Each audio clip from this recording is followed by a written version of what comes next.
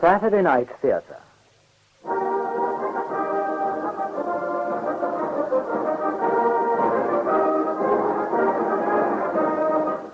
Tonight's play is set in and around the prisoner of war compound on the Aleppo-Mosul stretch of the Berlin-Baghdad Railway near Nesabin. The year is 1918.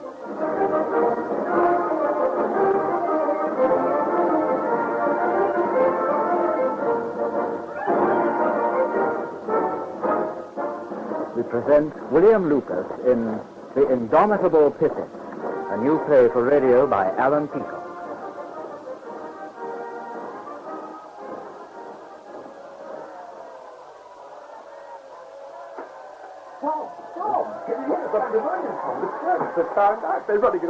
Sergeant Spencer, you do not burst into this room without knocking, and you will stop acting like an hysterical girl. Get to attention. I'm surprised at you, Spencer. 3 years as a prisoner of war should have taught you the value of discipline. Our Turkish guards are becoming sloppy and inefficient. That's no excuse for you to do the same. I expect you to set a clear and decisive example. Yes, sir. Who's going to suspect prisoners of war to be gathering military information, yet caught with these documents in front of me? The Turks would realize what we've been doing and smash our entire intelligence network. That's why no one, not Turks, not Germans, and particularly not you, comes into this room without knocking and waiting for permission. I'm sorry. Do it again and you'll regret the day you was born. I pity your headmaster back home. Remember, Spencer, prisoners of war do all the useful jobs here. Without us, they couldn't run the railway at all. Because we run it smoothly and efficiently, they take us for granted, yet we could paralyze their communications whenever we choose. But never forget, they have the guns. Our strength depends upon keeping control, not only of the situation, but of ourselves. Yes, sir. Very well, at ease. Now, what is it? An Arab outside the camp deliberately taunted the Turkish guards. Poor devil was beaten up and questioned. He told them Lawrence had been here in disguise. Now the Turks are sending out patrols towards Nesabin. Is the telegraph still working? Yes, Corporal Gale transmitted an urgent message to alert the commandant of Aleppo. See, even in a crisis, they use a POW signaler. But why hasn't Major Lawrence destroyed the telegraph? It's not like him to let them alert the entire railway, not from the tails revert. But the Turks aren't patrolling towards the end of the line. Well, you mean they're not going into the desert? You sure of this, Spencer? Well, what the devil's that noise? The Indian Army POWs have turned into a celebration. I'll give them something to celebrate. Come in! Subedar Ramnath. It is fine news, Sergeant Pippin. The legendary Major Lawrence visiting us in our prison cage under the very nose of the Turks. Please sit down, Subedar. Spencer, stand by the door. Right. You do not look pleased, Pippin, sir. This has done great things for the morale of the Indian rank and file. If you can hear, there is great singing and dancing in the light. Yes, Subedar Ramnath, I hear, and I wish it to be stopped. But, Sergeant Pippin, it is a great thing they are celebrating. For Major Lawrence to enter the camp in the train of Sheikh Shama, disguised as a Bedouin chieftain, is a great impudence. You've only been a prisoner of war for a few months, Subedar, but while you've been here, it must have become quite clear, whatever the Turks may say, on this part of the railway, I control the situation. I request that you give orders for all Indian prisoners not already on duty to parade for marching drill, at least for 1 hour. That should subdue their high spirits. Very well. I will give the instructions at once. Excuse me, Sergeant. I shall explain the reasons when you return. I would like to hear them. I shall return, if you please. Thank you, Subedar. You know, it's damn difficult giving that man orders. Well, surely not for you, Tom. You know as well as I do that in any other army, that man would be a commissioned officer, and why not? As part of the Empire, they fight wherever we do. As far as his men are concerned, he really is an officer anyway, a good one at that. Am I allowed to have one guess, Tom? What's got into you? Lawrence has passed you orders under the nose of the Turks. Oh, stand, sir, please. I have not seen Major Lawrence, and no orders have been passed on to me. Only the rumor that some Arab chief made strange remarks. You are not forgotten. Keep up the good work. It won't be much longer. You don't think it was him? Don't put words into my mouth. Our hard-packed sand makes a good parade ground. There goes my carefully developed popularity with the Indians. The Subedar's on his way back already. Let him come straight in. Right, Tom. Sergeant Pippin, you will have trouble with that senior Havildar. He is a proud man. He obeyed my orders, but he was not willing. I did not say it was your order, but he assumed it. The Sergeant Pippin is not convinced that Major Lawrence was in the camp. Sergeant Pippin? Turkish troops are now patrolling from here to Aleppo, over 250 miles. The telegraph is spreading confusion, and some of the railway signalers, being prisoners of war, are increasing the military headache. Well, this is consistent with what we've heard of the man. Very true. Even to an Arab creating the alert. But what was he doing in company with the Shamar? Well, they are Arabs. Yeah, but not his Arabs. The Shamar are the paid friends of the Turk. The Sheikh rode in here to collect his wages in gold. He would have handed Lawrence over without a qualm.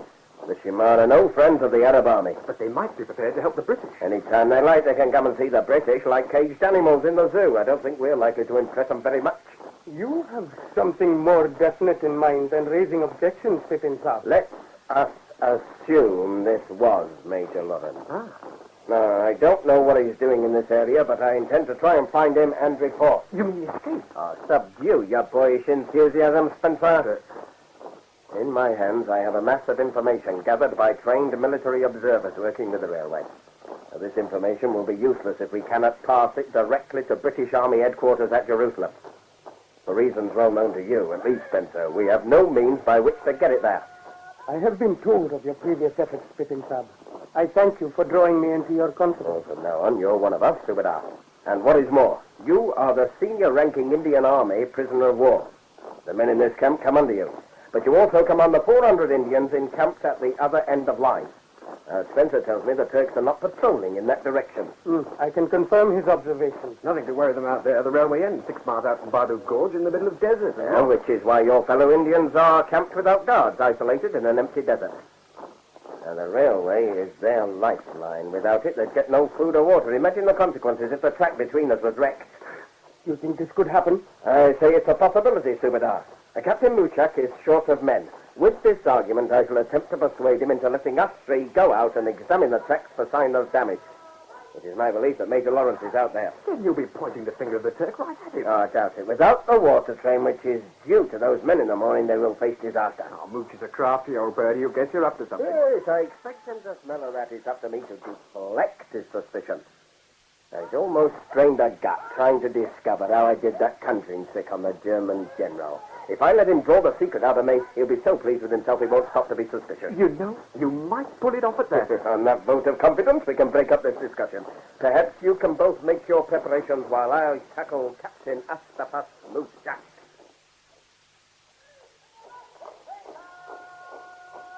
To see the arrogant figure of Sergeant Pippin striding through all the heat and confusion out there makes me regret my faded youth. And looking so cool.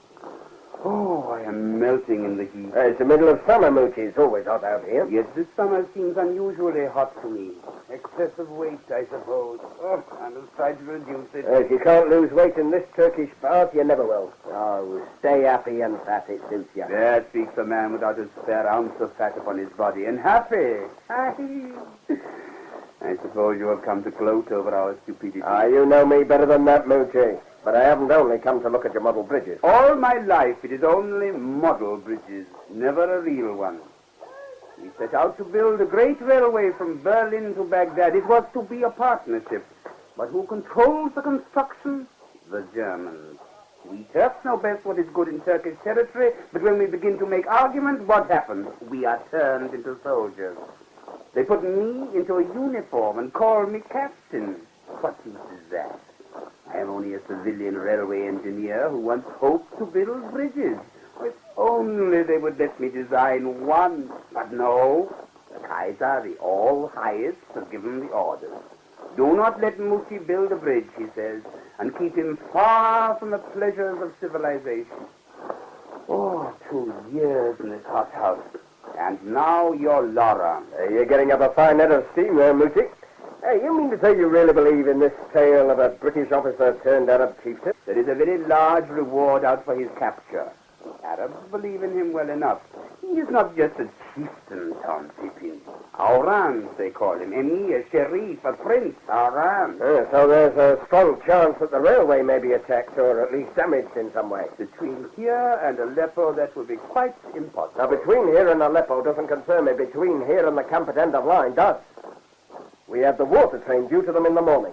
I presume you're patrolling the outward section? There would be no point in damaging the railway out that way. Would that stop an enthusiastic, hot-headed young Arab? We have to take a chance on it.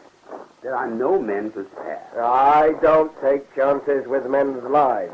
That section must be patrolled. If there were men available, I would send them. I promise you, it is not laxity on my part. Very well. Then get me permission to examine the line myself. There are also none spare for escort duty. My first responsibility is to the safety of 400 Indian prisoners of war. With or without escort, I request permission to go out and examine that section of track. It is a strange request, Tom Pippin. But under these circumstances, not unreasonable. I am a middle-aged, slothful man. That is true. However great a bridge builder I think myself, I am also a suspicious one, particularly when I have the unhappy coincidence of Major Lawrence reported in the area, and then Tom Pippin wishing to go out into the desert. We're talking about the railway, not the desert. I originally asked for your own men to patrol the section. A request which you probably anticipated could not be met. You see, I have reason to be suspicious. You're a clever man, Tom. It would not be difficult for you to make a fool of me. You made a fool of a German general. That affair has nothing to do with this. Yet I can never forget the general's face as he pulled the playing card from his pocket. I don't make fools of my friends, Moochie. Not even if it were your military duty? I remember when you and I were far from being friends, Tom. It was not a happy time. I do not wish to live that over again. I am like your Sergeant Spencer. I do not understand professional soldiers. We have one-track minds, Moochie. I must consider this more fully. Is it not you who have so often accused me of being lax? I suppose it is no use my asking you again how you managed that trick. I promise on my honor to keep the secret to myself. I'm supposed to trust you, but you won't trust me. How can I send you out unescorted? You should escape, there will be no more railway for me, and probably a cell to myself for a long time to come. Escape in that direction to where?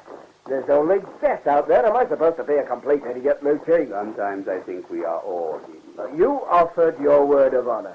I offer you mine. No escape. You are making a bargain. I'm offering my word of honor that we will make no escape. We? Who is we? Well, Spencer for one, and Subedar Ramnath. He's in direct command of all Indian Army personnel. And will they abide by your word of honor? They will. I shall have to speak with the commandant. Yeah, of course. I'd like to start as soon as possible. But you were going to tell me about the German general. Oh, did I say that? I was definitely under the impression. Oh, Tom, I must know that a crowded concert hall, your conjuring tricks, you never touched the general. Even when you handed him a pack of cards, he had to stretch his arm right out to you. Oh, I enjoyed his discomfiture. I have driven myself sleepless, trying to think how it was done. Well, if you must know, Moochie, your word of honor not to say a word until the war's over. A word of honor. Very well. You know that an English POW was acting as valet for the general? Yes. Well, before the show, I gave the card to that valet and told him where to hide it. That night in the hall, he gave me the nod to say he'd been successful. No! The acting! Your astonishment! Your reluctance to accuse the mighty German general. It was superb. And do you mean to tell me the card is there in his pocket all the time? Time's getting on, Moochie. Eh? Yes. Of course. I will speak to the commandant at once. My word. I'm truly glad that we two are friends, Tom Pippin.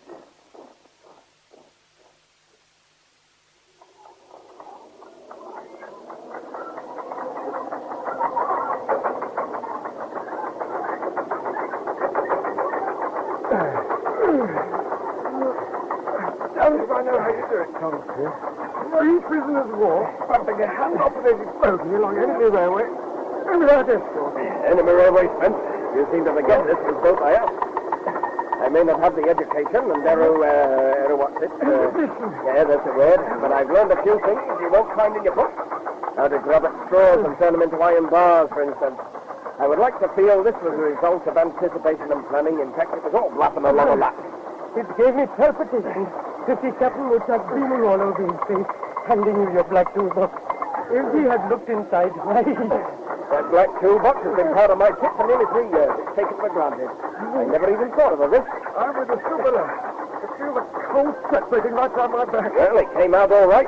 It was in the same class of impudence as the visit of Major Lawrence. Ah, no, not really, Stupidheart. You really expect to find the Major, Pippin, sir?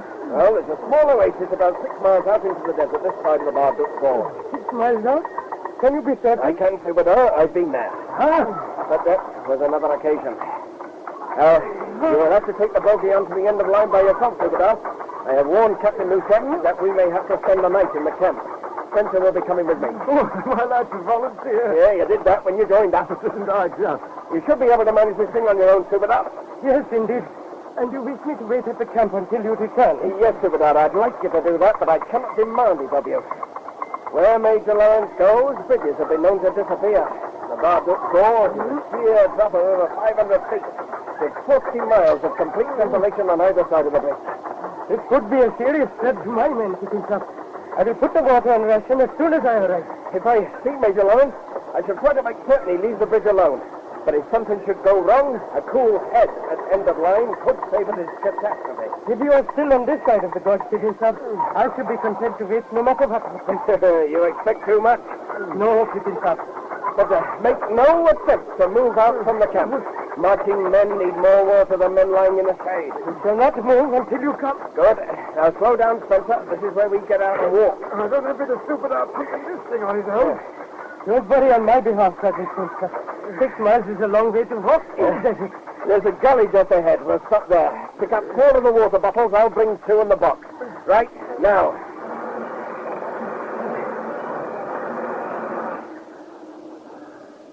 Will 6 water bottles be enough, Peacock? Yeah, it's more than enough. Hop down, Spence. Be ready to give the Superdar a shove off. Ready, General. Right, it's all yours, Superdar. From here on, you must trust to the gods. I would rather trust Peacock in this situation. Good luck. Good journey and safe return to you both. We shall take no risks. You do the same. Ready, Spence? Ready, Tom. Right. Shoulder to the wheel. 1, 2, 3. Yours, Superdar. I will be waiting, Peacock. Trust me, Superdar.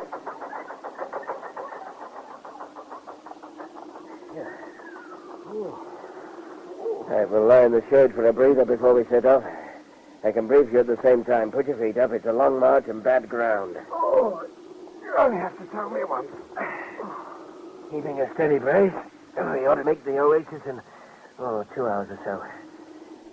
When we get nearly inside, you will take the black box and fall back. Is that a good idea, Tom? Look, I'm giving orders, Spencer, not having a discussion. Sorry. Oh, damn it. Look, Spence. When I said there was no planning and anticipation, I meant it. Having acted on impulse, I'm trying to plan as I go. Improvise. Yes, again. Yeah, I have the reputation of being a brilliant planner. You must be the only one who realizes that most of my planning is to get me out of whatever mess I've created. And thank heaven it doesn't often affect your sense of discipline. Yes, there's something to be said for the education of a school teacher. No, I wasn't a school teacher for long. Volunteering for the army wasn't very clever. Look where it got you. Private tutor to a thick-headed army sergeant. You're my star pupil. Oh, you're a damn good teacher. It's rubbing off on me. It works the other way, too. Yeah. Yes, we'll make a soldier out of you yet. As long as you learn to obey my orders. I'm listening, Tom. Good. Inside of the oasis, we shall drop to a crawl. You will stay behind me and move about 100 yards to my left. Bury the black box in the sand and stay by it. I shall go on into the oasis. If anything should happen to me, you will withdraw and join the Superdar at end of line. You don't expect me to abandon you. Look, I shall not enter the oasis unless I'm fairly sure there's a British officer around. But anything can happen. Wait until you get a signal from me, and under no circumstances hand the box to anyone but me. If it goes wrong, and it could, I'm giving you orders to get away. Wait with the Superdar, and if I don't get back by morning, assume the word. I don't like it. Well, like it or not, I expect my orders to be obeyed to the letter without question. Understand? Yes, sir. Right. Now pull your kerchief over your nose, keep the sand out, time to march.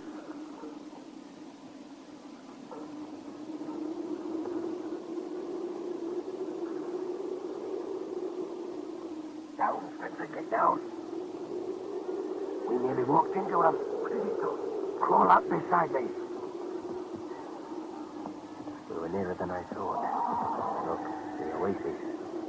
There must be over 200 horse down there. You saw the Sheikh Shemar at Leslie. Yes. Or is he among that lot? I think I see. Sitting on a post. Yes, that's right enough. Looking down on those 2 fellows.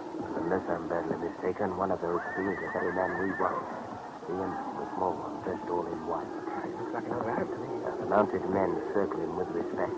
Could that man be the big one? Oh, the small chap in white is completely composed, very sure of himself. The big man keeps fingering his right. I wouldn't mind me rifle myself right now. Well, it looks as if the sheikh is about to ride away, but our man is staying. They're moving up, sure. The whole bunch of them. Except for that small party of about 12. Now, we'll let him get out of sight before we act. In the meantime, you back up and move about 100 yards to the left. Take the box with you. You know the orders. Follow them to the letter. Yes, Doc. Right, now get moving.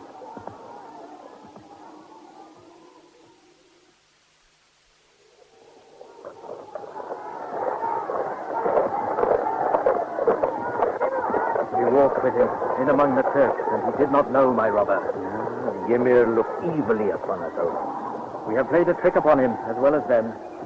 He is gone, and we are still alive. It is well done. I would not trust that one, Allan. I do not trust him, Abdullah. I use him. After dealing with the bridge tonight, he will be secure. Then we hurry back to Azrat for the gathering. Ashraf! All the tribes massed for battle. It will make the days for remembrance. Children will speak in awe of the might that grew from Azrat. If a spy should hear you shouting to the winds, there would be only death growing from Azrat. Hey! Dog! We are betrayed. What is it? Fair or else. There's a Turk coming at us. Put down your gun, Abdullah. When did one man make an army? It happened the day you rode into the desert, Allan. That is not a Turkish uniform marching towards us. Hey. What does an English sergeant soldier do in this place? I think we are about to find out. Are you Major Lawrence? Am I Major Lawrence? Look at me. An Arab in my dress, my look, right to my very smell. I have been many places, Sergeant, under the noses of the Turks even, but I have not been recognized. Yet you stride up to me as if this were a barrack square. A little scruffy in your dress, perhaps, but in every other way, a regimental soldier to your immaculate thumbs. You are Major Lawrence? Yes, I am. We can't talk out here. These are not my men about the oasis. They have light fingers and might well think you a Turk. Come into my tent. I have a signal to make first up. No, you will do nothing until we have spoken in my tent. Make no attempt to signal, or Abdullah will shoot you down now. Come on, Sergeant. In here. Sit down on that saddlebag. Now then, who are you? What are you doing out here, and who is this signal for? I am Sergeant Thomas Pippin of the Worcestershire Regiment. I have a man out there with information for British Army headquarters. And you knew exactly where to find me? Well, it seemed logical. I've come from the prisoner of war camp near Nezabin. A prisoner of war? With information for HQ? However improbable it may sound, sir, if you will allow me to signal my men on the ridge, you can examine the documents for yourself. How do I know that your signal may not bring down the whole Turkish army upon us? A trap, yes. Yes, sir, of course. It could look like that. You could be who you say you are, but you could be a decoy. How did you know where I was? Well, I tried to estimate your purpose and put myself in your position. The Turks are convinced you must be in the other direction. They've sent out patrols to cover the railway from Nezabin to Aleppo. Am I so obvious, Sergeant, that you can come straight to me, a prisoner of war? How did you get away? And what sort of information have you got? We work on the railway as sanctioned by the British government. As a pre-war civil project, the Berlin-Baghdad Railway is permissible work for prisoners of war. I know that. But what information? Well, it's been collected by other prisoners working on the railway. Trained soldiers who know what to look for. It covers military deployments throughout Syria and Palestine. All units are identified. You have collected the whole Turkish order of battle? Oh, it's taken time, sir. We have to get the information out. Trying to find you was a logical gamble. With your permission, sir, I will signal to Sergeant Spencer, and you can see for yourself. You're going to signal no one. Where is this man of yours? Watching into the oasis about 100 yards to the right from where I came in. And there is no one else out there? Not to my knowledge. I shall see for myself. Abdullah, you will watch this sergeant soldier closely. You will not be allowed to move outside this tent. If we tie him up, Allan, I can come with you. I will go alone. You'll be wasting your time, sir. Sergeant Spencer will not hand you the documents without direct permission from me. Sergeant Spencer, you say? I'll go and see for myself. Guard this man well, Abdullah. He will stay out on. Major Lawrence, he has my orders. He's gone, Sergeant Soldier. Now, sit down again. And do not come closer. You may be armed to the teeth like a bandit, but if I decide to go out there, you would not stop me. In your eyes, I see the same stubbornness as I see in those of Allan. I do not wish to kill you, but if I must... The last thing I expected. Oh, well, let him go. He'll find out for himself, but if Spencer disobeys orders, I'll... No, not that. Do not worry, Sergeant Soldier. Allan will use cunning. He will move out from the other side of the oasis and circle around. He will look to see if there are Turks. There won't be. Allan must see for himself. Then he will come up softly behind your man.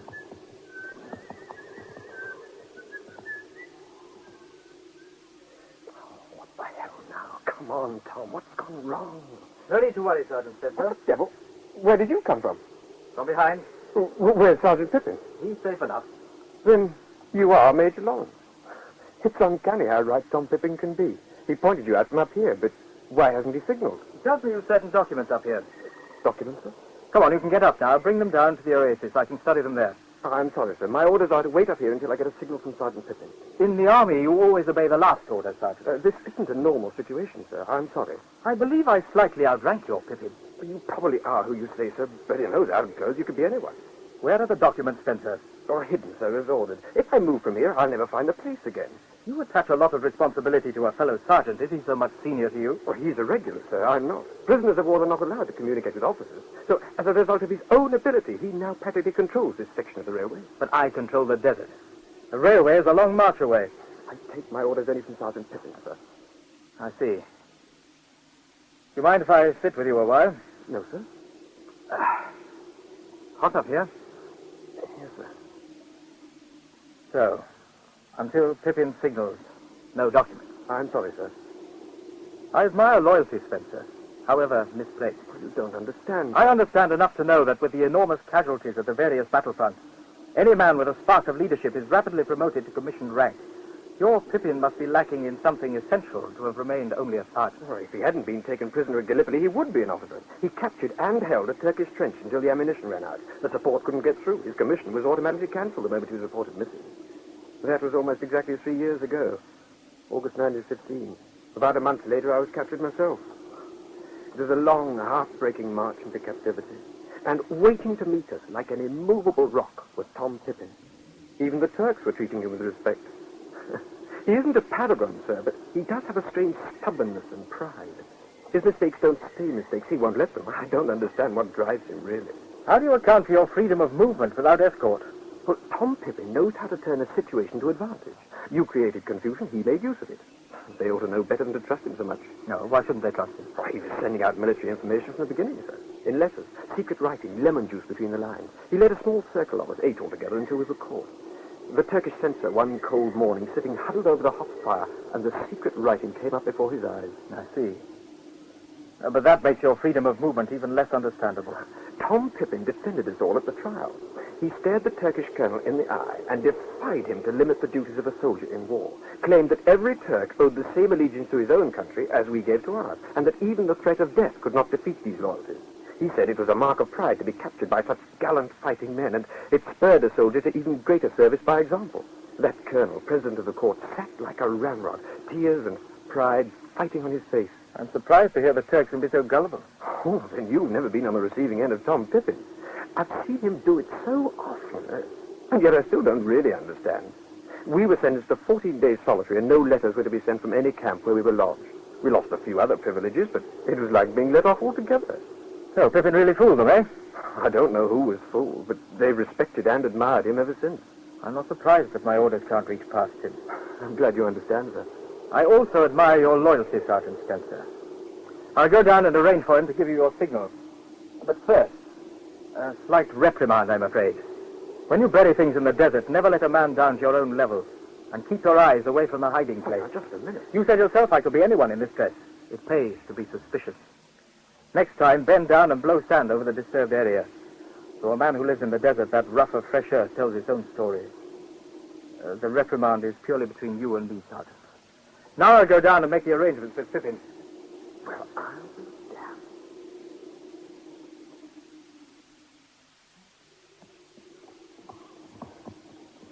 Oh, we have been worried, Allan.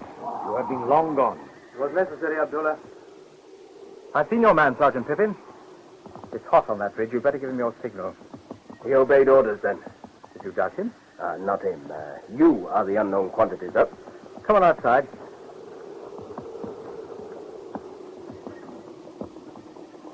You can see it's there lifted by that palm tree. Your man Abdullah is a walking arsenal, Major. He knows how to use all of those weapons, Sergeant. Yes, this should do. Spencer will see you from here. What, is that all? No special signal? Oh, a clear indication for me to proceed. That is all. You could have been forced to make it with a dagger in your back. This is one no dagger could force, however. I wonder. That matter settled, sir. I wish to raise another. The bridge at Farduk Gorge. You seem to anticipate my movements with considerable ease, Sergeant. So you do intend to destroy it? Yes, I do, tonight. You can't do it, sir. I will be the best judge of that, Sergeant. It has no military use, sir. What have they used to me? But you don't understand the position. No, Sergeant. It is you who seems not to understand the position. Sir, 400 men will die if that bridge is destroyed. You seem to forget that killing Turks is my business. These are Indian prisoners of war. There is a water train due to them tomorrow morning. Without it, they will be condemned to die of thirst. The bridge has no military significance. The railway ends in the open desert. It goes nowhere. I am committed to destroying that bridge tonight. Do it, and you will be committing deliberate murder at the same time. I find you offensive, Sergeant. Your opinion of me is of no significance, Major Lawrence. I demand you leave the Bardock Bridge alone. You dare to demand? You are a fool, Sergeant Pippin. Abdullah, keep both of them wait here till I return. But where do you go, Allan? The talk of the camels, they more sense enough. Is that supposed to be a British officer? No, Sergeant Soldier. He is Allan. He has much on his mind, and you spoke to him with words born for anger. Allan is not a man to sacrifice one life, if it were possible, excepting it were his own. I can't get through to him. He's so damned arrogant. You also walk with arrogance, Sergeant Soldier? Me? Arrogant? No, resist that. What's the matter with you, Spencer? Major Lawrence, he stared as if looking through me, calmly took the box out of my hands and walked away. And you let him? It's all right, Spencer. It doesn't matter. I've really put my foot in it this time. What am I supposed to do, Abdullah? Follow him and apologize? No, Sergeant Soldier. I think Allan would rather be alone. He will return when he wishes. Much of life is passed in waiting. A little more is of no consequence. Come back into the tent.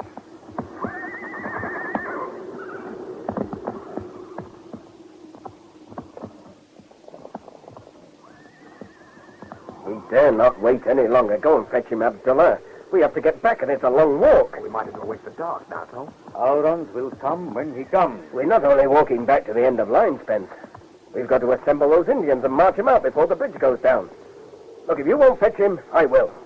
No need, Sergeant Pippin. And you can forget any plan for marching the Indians out. Do that, and the Turks will realize I'm only creating a distraction. Can you make room for me to sit down? Sorry, sir. I'm taking up a lot of space. Thank you. No need for you to stand, Pippin, unless you wish to. Sir. This information of yours. I'm in a position to confirm some of it. What about the rest? Oh, it takes about 7 days to notify me of changes. There may be a 10% error. I would think less. General Allan here will welcome you with open arms. You must come with me tonight. I will see you on the way. No, sir. We brought the information for you to pass on. We have to return. What? To get out without escort involves the use of my word of honor. I see. Then you will be back in a position to act after I've dealt with the Vadru Bridge. You're determined to destroy it? I'm going to compromise. There is no other objective I can use to get my results. Today I have given the Turks reason to be suspicious of the Shamar people, who are not friendly towards Prince Faisal and myself. Even though the Sheikh could still persuade the Turks that they have nothing to fear from him, I must have the Turks actively opposed to the whole Shamar. To achieve this, I have to make it seem that the Sheikh of Shamar is behind the attack. That Shamar saddlebag over there will be dropped by the broken bridge as evidence of their treachery. The Shamar will not fight with us, and I cannot afford the risk that they might fight against us. It takes an Arab to fight an Arab. The Shamar must be neutralized, and the Turks must never be able to trust them again. The bridge has more military significance than I realized. It would suit my purposes to make only a token break, small gap. Could this be repaired quickly? There are huge towers at the end of the bridge, solid Teutonic design. I imagine we could repair a small gap inside a day. And this would satisfy you, Sergeant? Yes, sir. I apologize for going off the handle. This is a new experience for me, making arrangements to rebuild before a bridge is even destroyed. And to save your restless spirit, I think Abdullah and I can see you well on the way home again. You have ridden a camel before? Yes, sir, I have. Have you any objections, Sergeant Spencer? Oh, I've never been on a camel in my life, sir. It's fine with me. Anything is better than walking.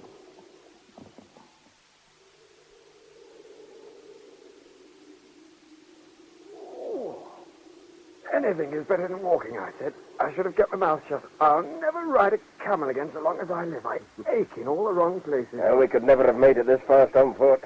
And when we arrive back at camp, you will show no signs of the ride. I need a bath, too. I must smell as bad as a camel myself. Yes. And Mooch is sure to ask about the Subadar. We shall tell him that the Indians at End of Line were restless after the rumors and that he's come back there to keep them under control. I suppose this adventure is to be kept secret. You will not mention it to a soul.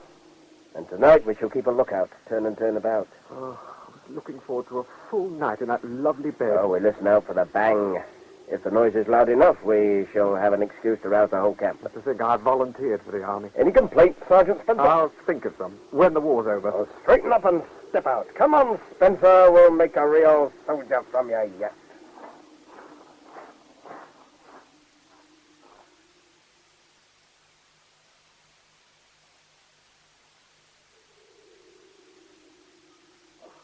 It is done, Allan.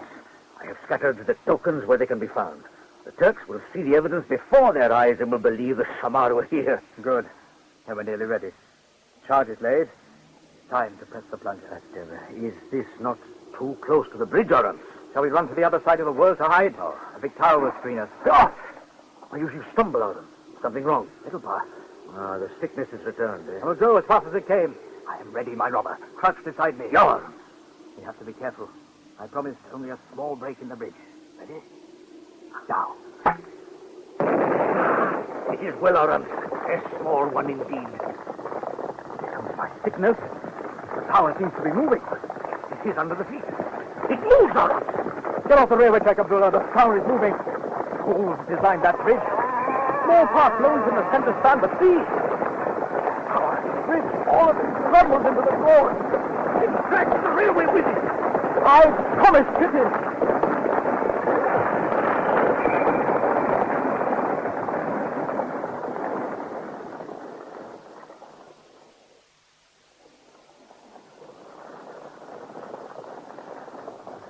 That was more than just a small part of the bridge. Yes, Ben. Something's gone badly wrong. Well, at least we don't have to sit in suspense for the rest of the night. It's waking the whole camp. What are we going to do? Wait until the Turks are thoroughly roused and then have a meeting with Moochie. I'd be damn suspicious about this. Hey, no. I suggested there might be trouble out there and he wouldn't believe me. He'll be subdued for not trusting my instinct in the first place. At times, and I'm damn glad we're on the same side. Something else that Moochie will probably say, and I think he might well be right this time.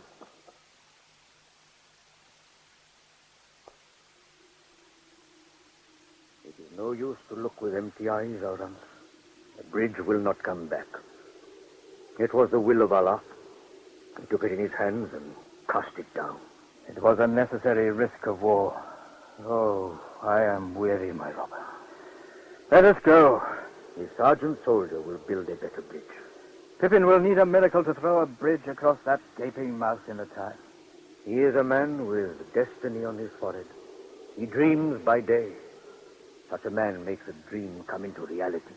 Are there really such men, Abdullah? Yes, Allan. I serve such a one myself. If I thought you were mocking me, my robber. Come. You will leave this for the man who must rebuild. He has his task, and we have ours. There is far to go.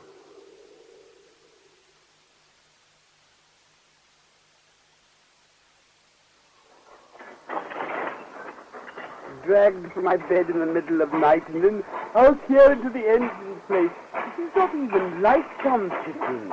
And we cannot be sure that anything has really happened at the Bakhtub Bridge. The explosion was enough to wake the dead. But not enough to wake the living. It took you to wake me. Take it from me, Captain Moochak. There was a loud explosion from the direction of the bridge. Yes, I know. I am getting old, that is all. I'm coming with you, Tom Pippin.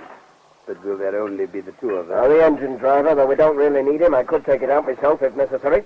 I've given orders to my men. They'll be kept busy enough. If it were anyone else... Oh, hang it. Why wait any longer? The sky's growing lighter to the east. It's 3 miles to the bridge. Should be light by the time we get there. Come on, Moochie. Up you get.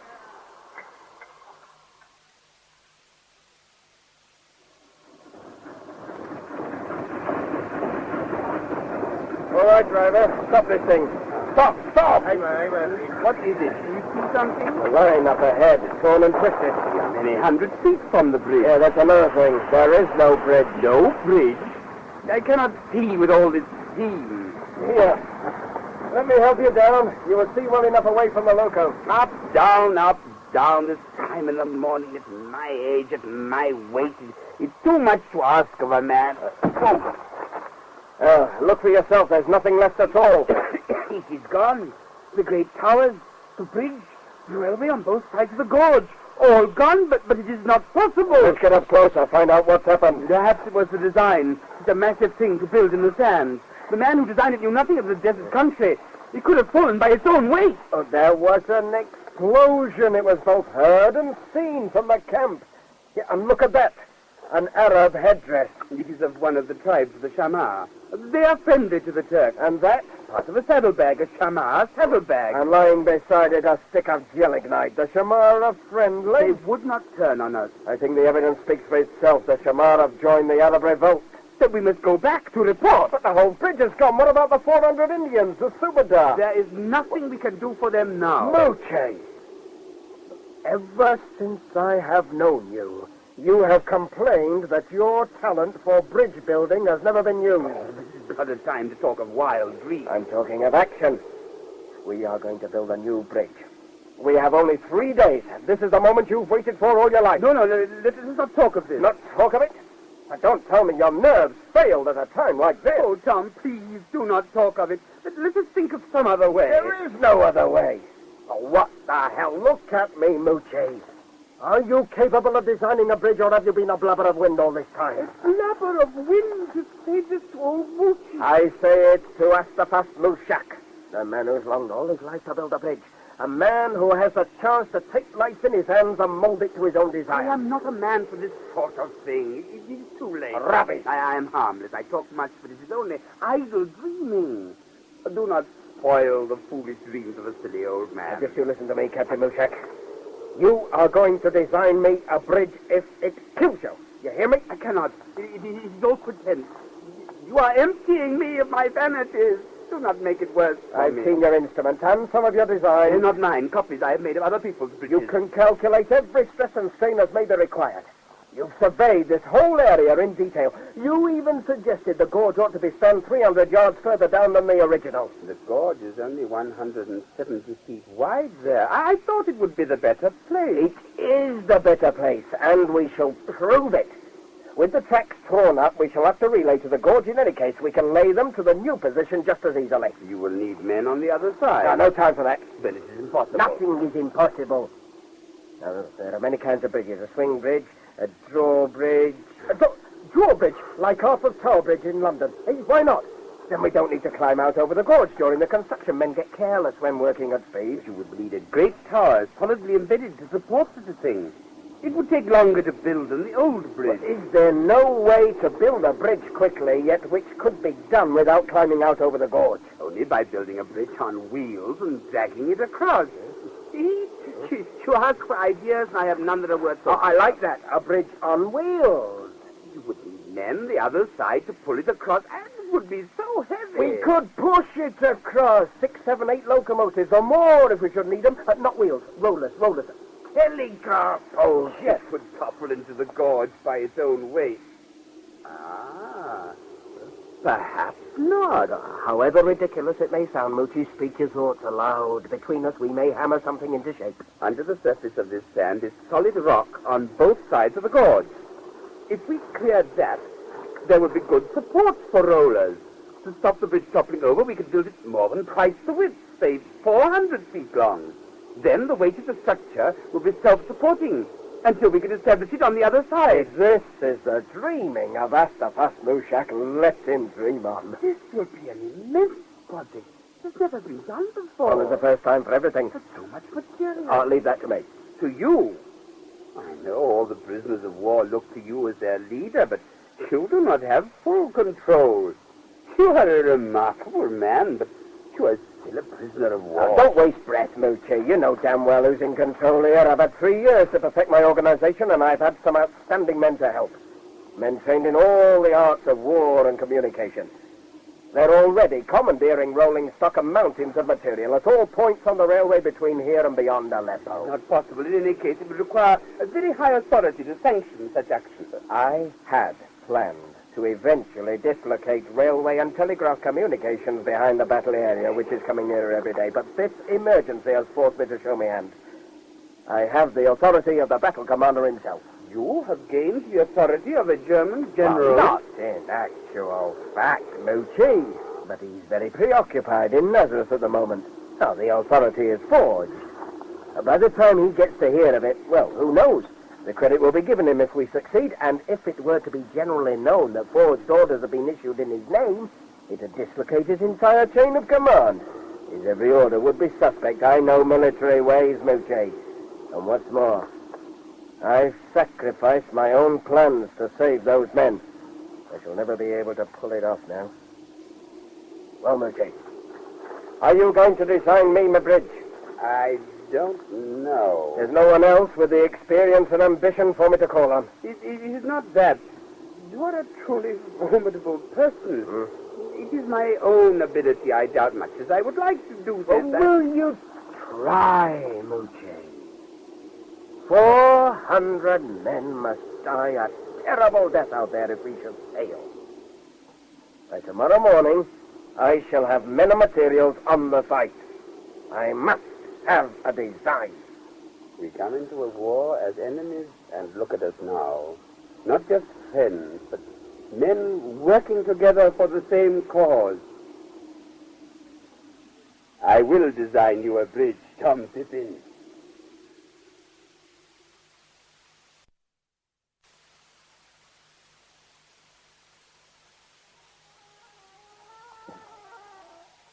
From the desert with a holy man who is wandering in the mind. I took him for what he looked. He stands well enough. Oh, my master, I have seen the dog many times before. He is Abdullah el-Nabi, the robber. I could not forget him, oh illustrious one. You hear this, Ahmed, my brother? My servant Tazi here has told you who he is. I am the chief of our tribe, Ahmed, not you. This matter should have been brought to me before they were fed and watered. You were sleeping, Jazzy. They could have waited until I awoke.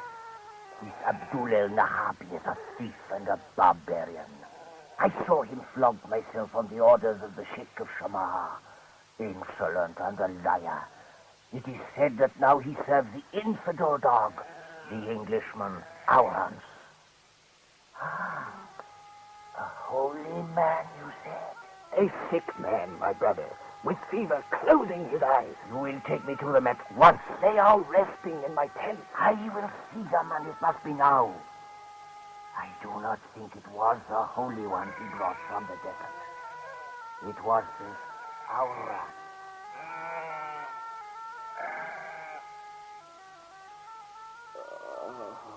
Oh, Rance, this is a bad sickness. Give my regards to Daoud, little one. You do not hear me, Rance. Oh, God will forgive me for us. God will forgive me. Who's that? It is Ahmed of the Faiz. You have been a generous host, Lord, but the holy man is wearied. My brother would see this holy man. No. My brother is the chief of all the Faiz and would not be denied. No. And I am here to see what holy man is fool enough to ride with Abdullah the robber. Outside the tents of hospitality, my Lord of Faiz, I would force words like that deep into your bearded throat. I know you, robber. Stand aside. I would see the Holy One. He has ripped his clothes away. The body is torn with wounds. What sort of holy man is this? A greater man than ever walked the desert in all times before. This is the Englishman, Allan. The Prince of Mecca, Lord of Faiz, a holy prince. We of the Faiz owe no allegiance to the servants of Hussein or the son Faisal. The mighty Lord Aurans is fevered He has fought many battles for Arabia. That broken body. Yes, it holds the spirit of a mighty warrior and prince. Abdullah. Aurans, is that you? Where are you? I am here, Aurans. Abdullah, I see you. Where are we? In Sanctuary, Aurans. Who are these men? It is our host, Ahmed, and his brother, the chieftain, Jazim al-Faiz. It is all well. It is well, Aurans. It is well. Oh, we must not run. Oh, we must not run. If they do what he will, we shall stay to fight. What is Call me the Tav. We shall stay to fevered fight. once again. He fights the battles of the past. He's at Heza, where we brought the Turk under Hamid Fakri. That was a battle. We shall leave you. Good rest, my friend. And to you, Ahmed, most generous one. Oh, I do not trust the Jazim. But we must wait, Aurans. We must wait. Your body needs its rest. I will sit by your side. My dagger is ready. Oh. Now rest, Aurans. Rest well.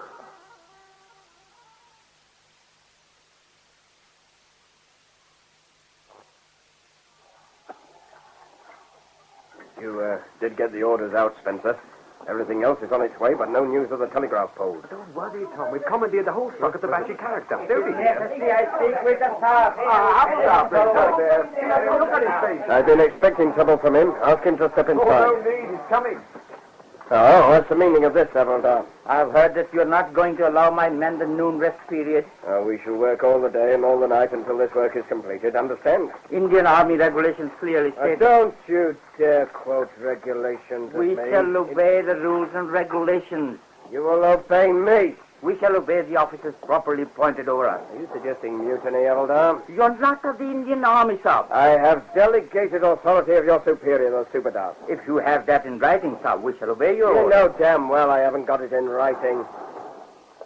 You do realize that this work is to save your fellow countrymen at end of line. Without the proper authority, I shall not order my men to work in the noon hours. Dare not guess. See in the dark. We shall have fires burning high at night. Now, all of us, British, Turks, and Indians, will work the same hours. The bridge was destroyed by Major Lawrence's orders of the British Army headquarters. What has been done is not our responsibility. And you, sir, were too friendly with our enemies. Spencer, hand me down that whip. Don't lose your temper, Tom. You are a witness to this interview, Sergeant Spencer.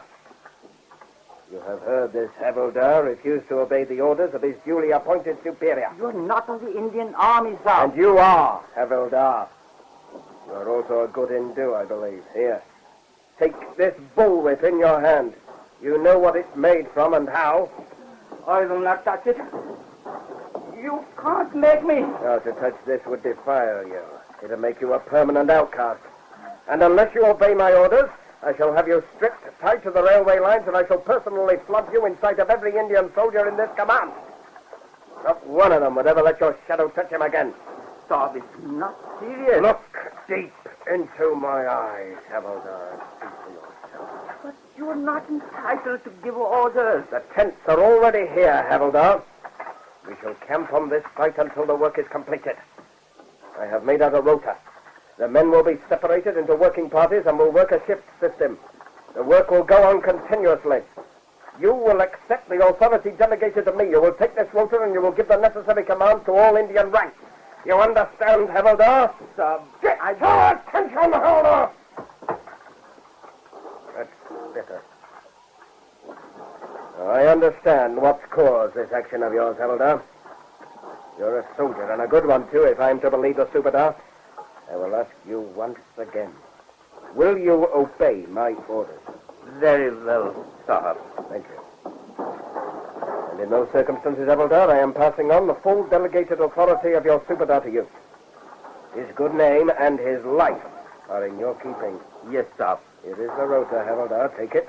Yes, sir. The matter is closed, Havildar. You may return to your duties. Now I've seen everything. That was the biggest bluff you ever pulled, Tom. Bluff? Oh, you don't mean you'd have done it? This is a hard, cruel world, Spence. Not a schoolroom filled with mischievous children. I only threaten as a last resort, and then I mean every word I say. The pride of one man is nothing against the lives of 400. He'll win his pride back if we can finish this bridge in time. I'm expecting an awful lot from Moochie. No, he won't let us down. He'll be here with the designs tomorrow morning, just as promised. Now, come on. I want to make a tour of inspection.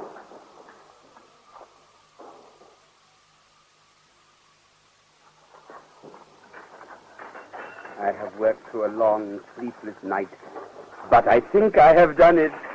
Here is the main plan. Most of these are various structural details, and these are various elevations. But this may explain it best. A sketch of a construction before crossing the gorge, and another of the bridge in position. Oh, it looks good, Moochie. Really good, eh, Spence? It looks very good on paper. It is higher than I first intended, but I had to be sure of its strength. I have spread the weight over 500 feet, which gives a better incline to the center. What are these? They look like pony shafts. When locomotives push the structure towards the gorge, those shafts will be locked onto them to avoid the bridge swinging away. It may look strange, but I have no precedent to follow. Well, Tom? So much in so little time. It's brilliant, Moochie. Now we need to break it down into its component parts. I have done that also. Here, a full inventory of requirements. And I thought you were lax and inefficient. It's a fantastic achievement. Take the inventory, Spence. Check it and start piling it where it can easily be collected. Right you are, Tom. You've done a magnificent job, Moochie. You can leave the rest to me. There's much to be done. Perhaps too much. But if you don't mind, I would like to stay and help. Under your orders, of course. Glad to have you. I feel like a mother having to watch over her child. There was so much excitement in me that when I had completed it this morning, I decided to move out here and live in the camp. I've even brought my horse so I may ride round the full work. No, your help on the site will be invaluable, Moochie, but you cannot stay out here at night. But, Tom... No, don't get me wrong.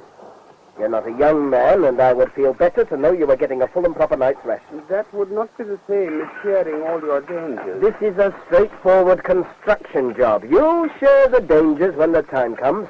I insist you return each evening to a comfortable night in your own bed. Oh, very well. I will do as you say. Good. Now, let's just go out and start work. What? But you have done so much already. Preparation, and one day gone. From now on, it'll be flat out.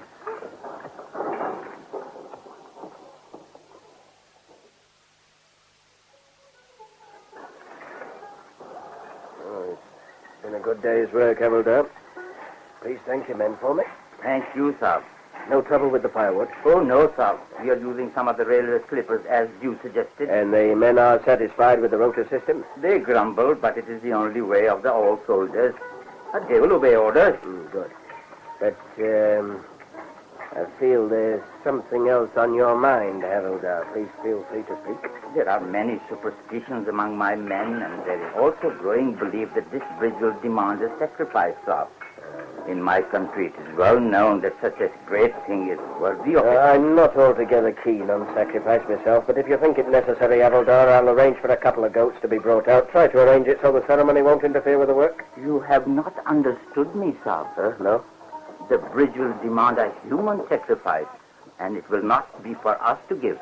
It will be taken in its own time. I'd like that sort of talk discouraged, Havildar. I tell you what is in the minds of my men, sir. You try to get it into their heads that this is a bridge of life we are building.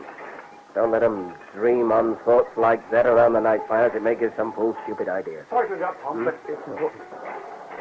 Come on then, out with it. Oh, yeah, I see. Thank you, Havildar. If there's nothing else. No, sir. I'll return to my duty. Now, what is it, Spence? Trouble. There's an Arab out there wanting to speak with the Turkish officer in command. Something about Major Lawrence. It's a good job Moochie's gone back to Nessabi. Get him in here right away. He's on the doorstep. Hey, you! In here! Forgive my humble rudeness, O mighty lord. I am come from the tents of my master, Jassim El-Faiz, with urgent news. Speak out, then. You are the commandant, lord? I'm the master here. You may speak. I have traveled far to bring a message from the Faiz at the orders of my own master. The English spy Orans, for whom you have offered great reward, lies sick in the tent of my master's brother Ahmed. My master begs that you come soon to take him away. This Orans is alone? No, lord. His servant Abdullah Razabar is with him. I myself recognize that one, and my master has seen the infidel dog Orans. And this Orans is sick? My master told me to tell you he was hot and talks strangely from his sickness. They have rested in the tent of my Ahmed since last night. How far is your camp? I rode my camel out while the men slept from the hot noon of the sun. How long have you been here, Spencer? Oh, about 20 minutes before I got him, or so I gathered. Now it's nearly 5 o'clock. If he left his camp at 1, that'd make it a 3.5-hour journey.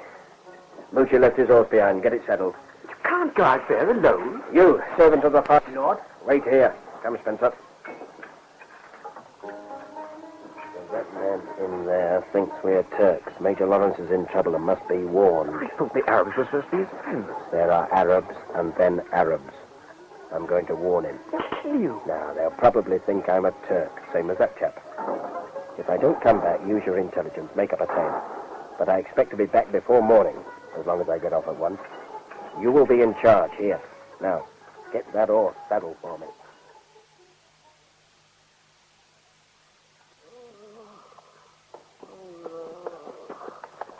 Who is it that comes out of the night upon the tents of fires? Who the devil's this? It is only the brother of my master, Lord. It is Tazi, the servant of Jassim el-Faiz, the chief. I bring a Turkish lord. The dog, Tazi. Hold your camel still, Tazi, that I may help you down. I can come down for myself. Make the camel kneel. Kneel. Kneel! It kneels. I can do it well enough. Climb down, you dog of a dog. Climb down, I say. I come. I come. And you, Turk, stay as you are. About you in the night are the fighting men of Faiz. My brother has broken the most sacred law of sanctuary. Is it not written that a guest is more sacred than the very word of God? I have obeyed the words of my master. He will speak for me. He will speak for no one. His is the slow death. For you, it will be quick. You are but a dog. Call to Allah for forgiveness. The knife says your time is come, Tazi. Oh, spare me, Lord. The dagger is too great a thing for such as I, who have but obeyed the commands of my master. Die, you dog of a dog. For the ignorant we must be merciful. A coward to the end. Is done. You were a fool to ride in here alone, Turk. You know better than that. No Turk would ride here alone. I come to speak with Allan. Not a Turk? What are you, then? I am a British sergeant soldier. That fool mistook me for a Turk and led me here. Where is Allan? He is gone. That man you have killed told me Allan was sick and filled with fever. Word of this dishonor came to me. I warned the warrior, Abdullah. They rode out into the night, he and Aran. Abdullah the robber. They named him well.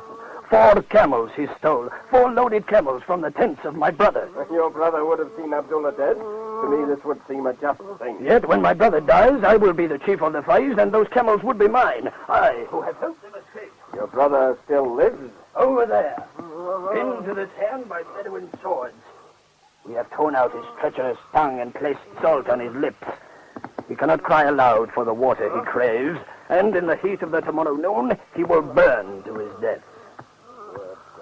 And you who call yourself a British soldier, there is only your word on this. My word is enough. The Lord Lawrence has journeyed into the desert again. So too must I. You will be dead if I do not give the word. And you will give the word. You will not find Allan. He will come to me if he must. It is enough. My horse now turns his head for home. Here I have seen your traitors die as traitors should. I pray Allah will burn away all shame by the sun of the tomorrow noon. Allah will hear the words of your mouth. It is well. This one will ride away in peace. The word is given. You will not be harmed. I greet a greater chieftain than the Faiz have seen before. Our shame is not by half so much. It is a private thing. Go well, you servant of Arant's.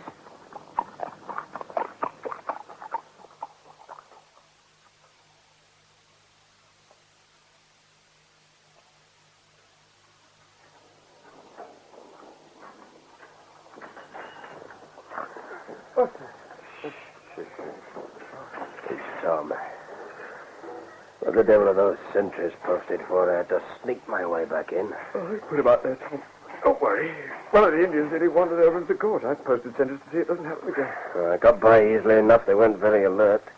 And come to that, nor were you. Oh, he needed to sleep. Was I supposed to sit up all night worrying? Well, what did Major Lawrence have to say? He was gone. They'd already warned him. You mean you risked all of this and 400 Indian soldiers for nothing? You can get that tone out of your voice. Personal example, you've always said. Make me into a real soldier. I had to set sentries because you forgot. Well, you reacted just as I'd have done had I been here. And why weren't you here? The commander-in-chief out on some petty patrol playing the hero. And where did it get you? Schoolmaster, soldier, prisoner of war. For you, it's just another experience. And you're being insubordinate. I don't have to play at heroes for you or anybody else. Is that all you can do? Pull rank on me? Can't you admit that you're wrong? I'm a professional soldier, Spencer. My career was finished the day they captured me in that trench. After this is over, what would I be able to say to the first Tuppenny Eager recruit who asked, what did you do in the war, Sarge? I spent a long time getting the answer to that ready. The dislocation of the entire Turkish rear and myself in control of communications. Then I could face the army again.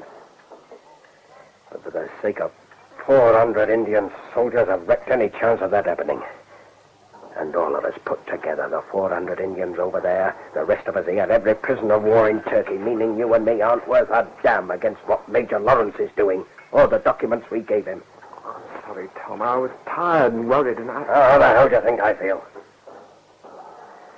Out there, I saw a man dying to save a tribe from shame. Oh, so easy and at the right time. Yes, I made a wasted journey, but what is our time against his? Building a bridge that will probably collapse as soon as a train goes over it. No. A crazy idea, knocked together in a few days. I've never seen you like this. But I shall be on that first train as it plunges into the gorge, dying for nothing, the epitaph of Dom Pippin. I'd run myself and that horse into the ground. Neither of us will be fit to ride for a few days. And we'll have to get the horse back to the stables at Nezabine before Moochie sees him. He'll have a rest. No such luck for us. Getting light already. But Lawrence is well on his way across the desert by now. That's something.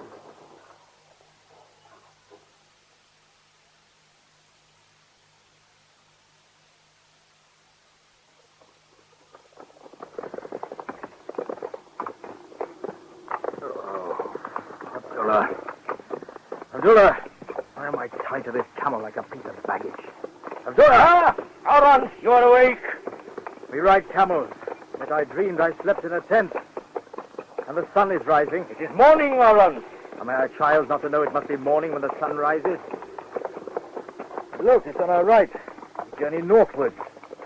And 3 other camels follow. We lost the 4th into the night. Where are they from? From Jassim al-Faiz. He does not need them. It was no dream then. I rested in a tent. Is camel stealing your way to thank a host? Jassim dies the death of a traitor. His brother came to warn me that his servant had gone to fetch the Turks. As we rode away, 4 camels chose to follow where we went. It is a mystery of the desert, Arons. But they're foolish camels, heavy loaded with salt. So, why do we ride north? Hold!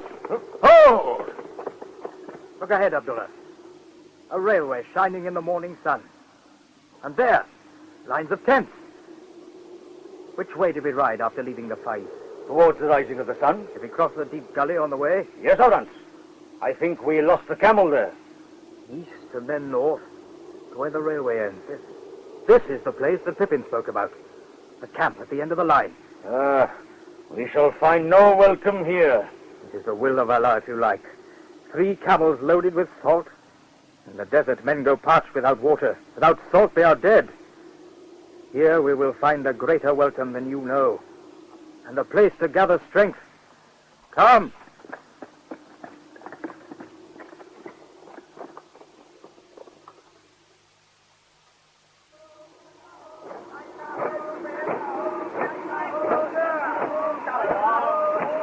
There's your bridge, Captain Moochie. 2 days and nights. Men work to exhaustion, but we're ready. You have driven them more than we would ever dare. You'd have to fight Tom Pippin if you tried that. Everything ready, Spence? Yeah, just about. Good. The engines will begin to move forward when the green flag is raised. The red flag will stop them. Captain Moochie, will you please give the signal to commence? The Commandant Nezabin is watching. He will see all that we do. We'll give him something to remember. Move away! Get those men away! Come on, at the double! Get moving! Good. Come on! Watch up. Right, now comes the test. We've all slaved for. Give the signal, Moochie. There.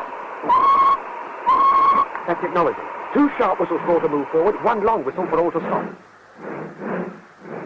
The front engine is slipping his wheels. They go round, but the engine does not move. It's moving now, slowly but surely. Steady. It's going to work. It's going to work. I am holding my breath and praying. But at this moment, all my weaknesses are back upon me. I have designed to sing. Halfway across, it really is working.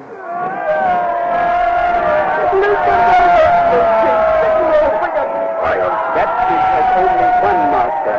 Without you, Tom Pippin, it would not have existed at all. Any fool can do a labouring job. Look, almost at the other side without the head. Cannot see. These foolish old eyes of mine are filling with tears. You silly old brick builder. It's there, Moochie, completely spanning the gorge. Lift the red flag. Now, straighten your back, Captain Mooshak. You and I shall check this new bridge of ours. We will march together to the far end and be sure it is properly positioned. After you, Captain Mooshak. No. We shall walk side by side, but make your paces shorter and slower that I may step out smartly. I'm with you, Moochie. Now then, quick march!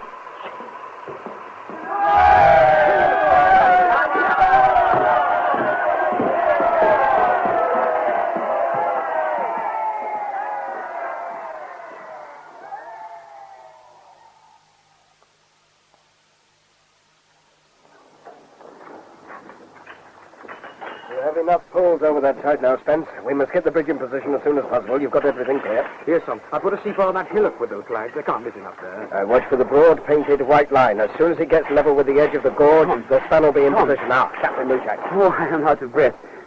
I come to tell you, the engine drivers are ready. Good. Better be on your way, Spence. Good luck. See you on the other side.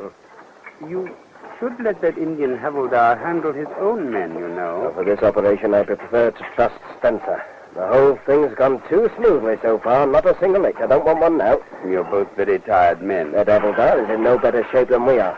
We can all rest up when it's done. Spencer's in position, I see. He's a little near the edge of the gorge. Man on the hillock has missed signal. The engines are taking the strain. Damn it, there's something the matter. Instinct, I can feel it in every bone of my body. It is exactly as it was before, even to the clicking of the engine wheels. There is something wrong. Stop those sound engines. The flags are on the other side of the gorge. Look at the shaft. The one is bending. It's broken. The whole structure is beginning to swing sideways on Spencer with his back to it. Spencer! Spencer! I cannot hear you in this noise. Move, man. Move! Stop! Spencer!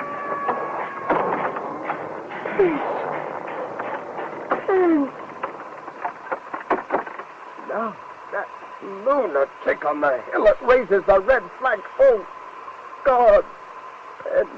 Sab. You, Havildar. Are you satisfied a human sacrifice? You wanted a British soldier doing his duty to the last. Sergeant Pippin, please do not lose your self-control. I have no words to express my sorrow, Sab. The Sergeant Spencer is dead. You've looked? Yes, sir. I was running across the bridge at the time. I didn't see you. I'm sorry I spoke harshly. Havildar, forget it. There were true words, Sab. I should have been the one to die. Nonsense, Havildar. No man's done more than you. Thank you, Sab. Now may I have your permission to finish the job of Sergeant Spencer? You? Do what? The men need a firm hand now, Sab. And I'm the only one who can control the situation. Of course, Havildar. As soon as the new shafts can be fitted, we shall begin again. Carry on, please.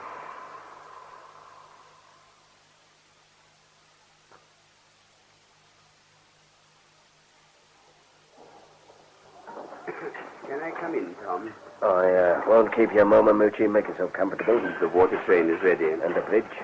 Many iron stakes have been driven into the rock to hold it steady, and the track is laid on the other side. And now we come to the real acid test. Just let me finish this. In case it does all go wrong, I'd like to leave the record complete. The Indians are convinced that the spirit of a fine British soldier guards the bridge and will keep it safe from harm. Spencer was killed in a moment of personal carelessness. Not what this record says, but it's a fact. Unnecessary. He was your friend. Yes, he was my friend. I feel he was also mine, and I have decided to give the bridge a name. The Spencer Bridge. No, Captain Muchak, that isn't necessary. I have informed the Commandant, and it is agreed. There is another thing. Bad news? I have been promoted to Colonel for my brilliant feat of organization. Well, I'm damned. Congratulations, Muchak. Commandant also wished to award you a Turkish medal for heroism. What? Oh, no. I'm sorry. That's out. I can't take it. That is what I told the Commandant you would say.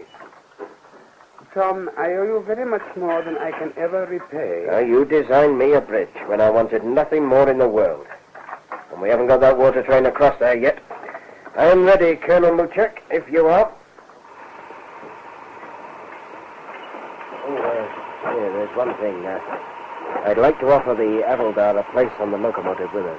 Whatever you say, Tom. Avildar! You will give him great status with his men. He already has that. I'm offering him a chance to join Spencer at the bottom of the gorge. Have you lost confidence? No, take no notice. Havildar. Yes, sir. There is a moment of great crisis ahead. The bridge is to be crossed for the first time. Should we succeed, the water train will continue the full journey to end of line. Colonel Mushak and I feel that you have earned the right to ride in the locomotive with us. Thank you, sir. It will be a great honor. Good. After you then, Colonel. Save that sound. You will have to help me up, Tom. All this weight, you know. All right, Moochie. Up you get. Are you aboard, Havildar? Yes, sir. Let us go, driver. Slowly. I will, indeed. Yalla.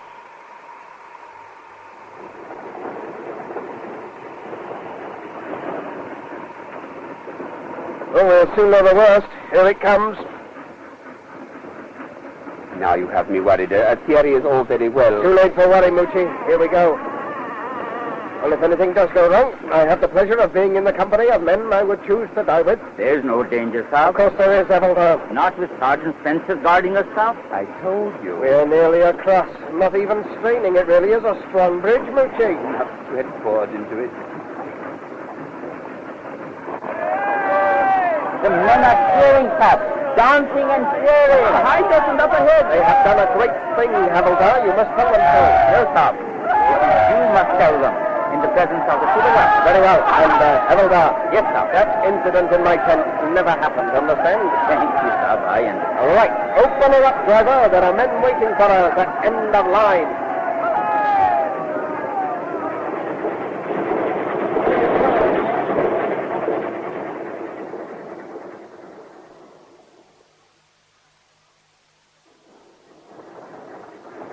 Better begin to slow down, driver. The camp is just beyond the next curve. May I borrow your field glasses, Captain Muchak? Of course, Tom. They're no use to me in this place. I can hardly move. Look out. Come to that. You're more likely to spot your own people, Havildar. You take them. Yes, sir. And keep your eyes open. We're coming round the curve now. I can see the tent, sir. Well? There is nothing moving, sir. Here, let me have a look. Uh-huh.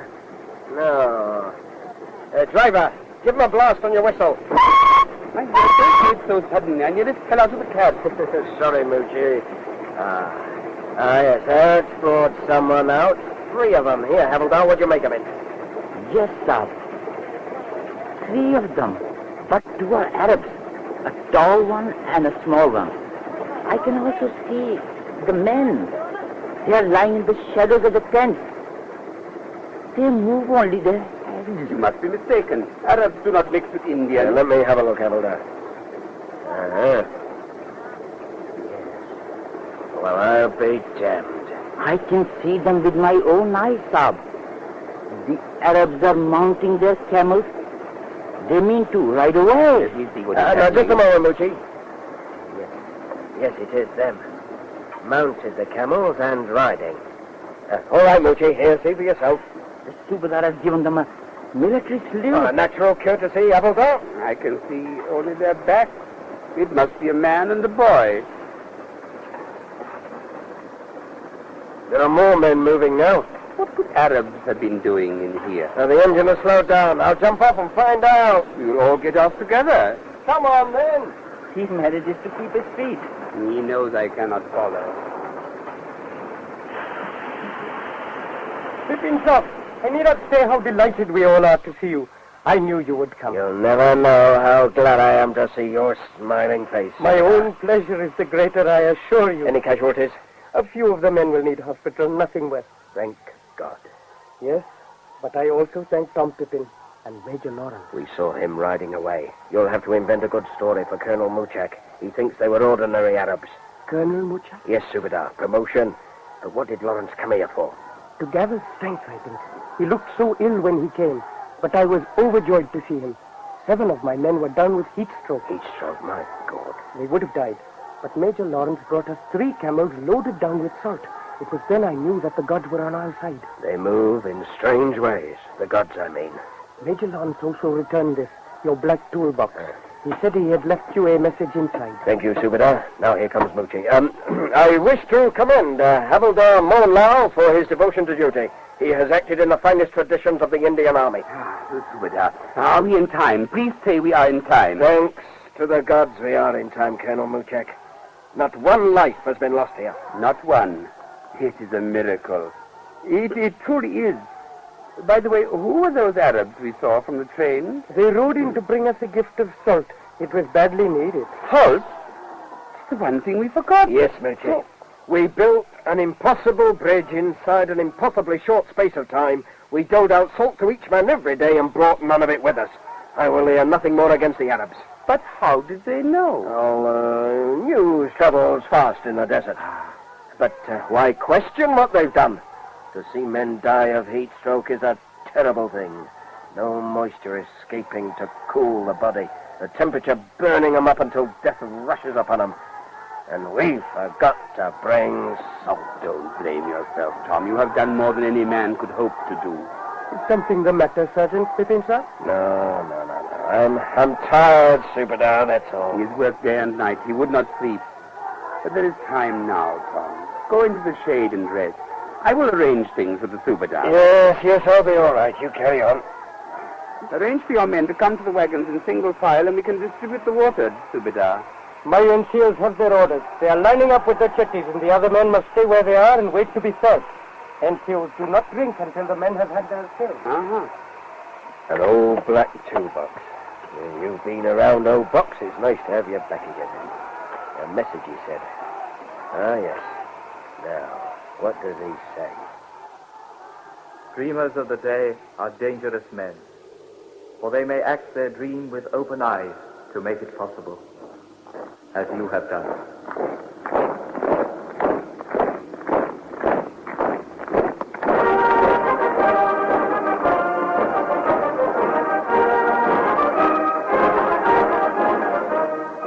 You've been listening to The Indomitable Pippin, a new play for radio by Allan Peacock, with William Lucas as Pippin, Peter Stevens as Muchak, John Bowen as Lawrence, Roger Delgado as Abdullah. The part of Sergeant Spencer was played by John Rowe, Subadar by Hugh Ward, Havildar by Bakshi Prem, Ahmed by Colin Skipp, Jazim by George Woolley, and Tazi by Charles Butler. Production was by Anthony Cornish in the BBC's Midland studios.